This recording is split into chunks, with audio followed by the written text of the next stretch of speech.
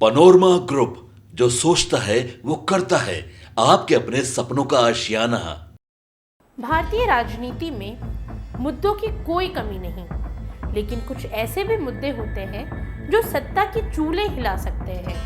ऐसा ही एक मुद्दा फिर से गरमाया है। मुद्दा है परिसीमन का। तमिलनाडु समेत सभी दक्षिण भारतीय राज्यों में लोकसभा और विधानसभा सीटों के पुनर्गठन को लेकर बहस तेज हो गई है।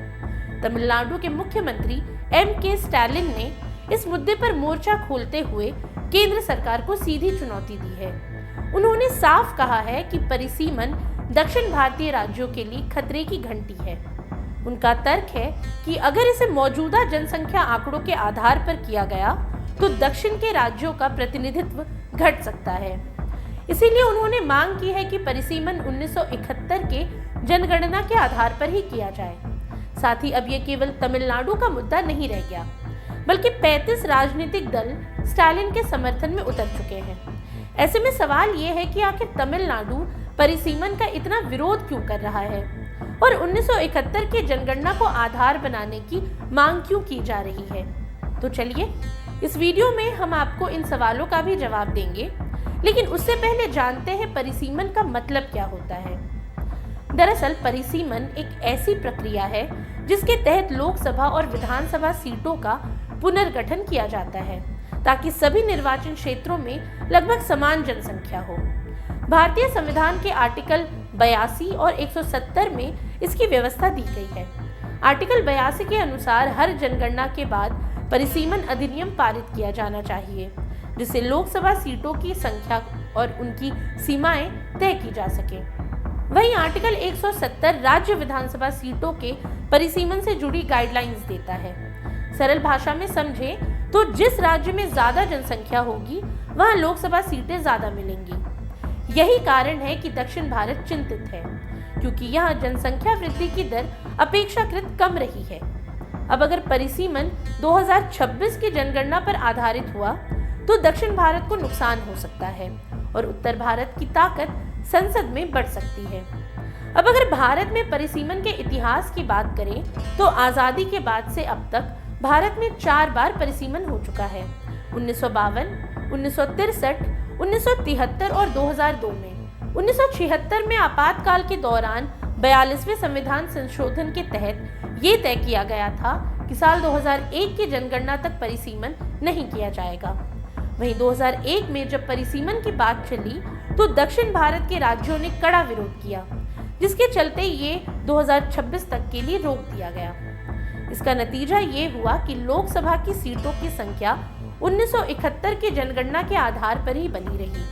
अब 2026 करीब है, इसीलिए दक्षिण भारत फिर से 1971 की जनगणना को आधार बनाने की मांग कर रहा है ताकि उनकी राजनीतिक ताकत बनी रहे। वहीं कोरोना महामारी के कारण भी 2021 की जनगणना नहीं हो सकी। अब संभावना जताई जा रही है कि 2026 में नई जनगणना होगी और उसके बाद परिसीमन किया जाएगा। गृह मंत्री अमित शाह ने ऐलान कर दिया है कि जनगणना और परिसीमन दोनों ही कराए जाएंगे।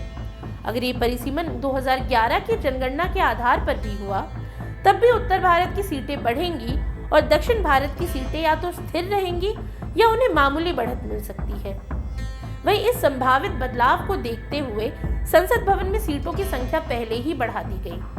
पुरानी संसद में लोकसभा के 552 और राज्यसभा के 250 सदस्यों के बैठने की जगह थी, लेकिन नए संसद भवन में लोकसभा के लिए 888 और राज्यसभा के लिए 384 सीटों की व्यवस्था की गई है। परिसीमन के बाद लोकसभा की सीटें 800 के करीब हो सकती हैं। उत्तर प्रदेश और बिहार जैसे राज्यों की सीटें दुगनी तक हो सकती हैं, जबकि दक्षिण भारतीय राज्यों की सीटों में मामूली बढ़ोतरी या स्थिरता ही देखने को मिल सकती है। अब आपको बताते हैं कि परिसीमन को लेकर तमिलनाडु सरकार को आपत्ति क्यों हो रही है। दरअसल तमिलनाडु सरकार का कहना है कि उन्होंने जनसंख्या नियंत्रण में शानदार सफलता हासिल की और अब यही उनकी राजनीतिक ताकत को कमजोर करने का कारण बन रहा है। सीएम स्टालिन इस मुद्दे पर खुलकर केंद्र सरकार से टकराने के मूड में है। इसके अलावा आंध्र प्रदेश के मुख्यमंत्री चंद्रबाबू नायडू ने भी स्टालिन का समर्थन किया और जनसंख्या में वृद्धि की अपील तक कर डाली। हालांकि गृह मंत्री अमित शाह ने कहा है कि परिसीमन के चलते दक्षिण भारत की सीटें कम नहीं होंगी। उनका दावा है कि अगर सीटें बढ़ती हैं तो दक्षिण भारत को भी उसका सही हिस्सा मिलेगा। लेकिन तमिलनाडु की राजनीति में गृह मंत्री के इस बयान का असर कम ही दिख रहा है। वहीं सीएम स्टालिन ने इस मुद्दे को 2026 के विधानसभा चुनाव तक जिंदा रखने का मन बना लिया है। ट्राई लैंग्वेज पॉलिसी और परिसीमन के विरोध के जरिए वे हिंदी और उत्तर भारतीय दबदबे का मुद्दा उछालकर राजनीतिक फायदा उठाने की रणनीति पर काम कर रहे हैं। अब देखना ये होगा कि क्या केंद्र सरकार स्टालिन और नायडू जैसे नेताओं की मांगों को मानकर 1971 की जनगणना को आधार बनाएगी या फिर 2026 की नई जनगणना के आधार पर नई सियासी गणित तैयार करेगी। जवाब आने वाले समय में मिलेगा, लेकिन इतना तय है कि परिसीमन का मुद्दा अगले कुछ सालों तक भारतीय राजनीति की धड़कन बना रहेगा। आज के लिए इतना ही। ये सामग्री आपके लिए जुटाई थी उर्वशी शेखर ने और वीडियो संयोजन किया था राहुल कुमार ने। ये वीडियो आपको कैसा लगा हमें कमेंट सेक्शन में ज़रूर बताएं और ऐसी तमाम रोचक जानकारियों के लिए बने रहिए न्यूज़ हाट के साथ। और अब तक अगर आपने हमारे YouTube चैनल को सब्सक्राइब नहीं किया तो अभी जाकर करें और फेसबुक पर हमारे पेज को लाइक और फॉलो करना ना भूलें।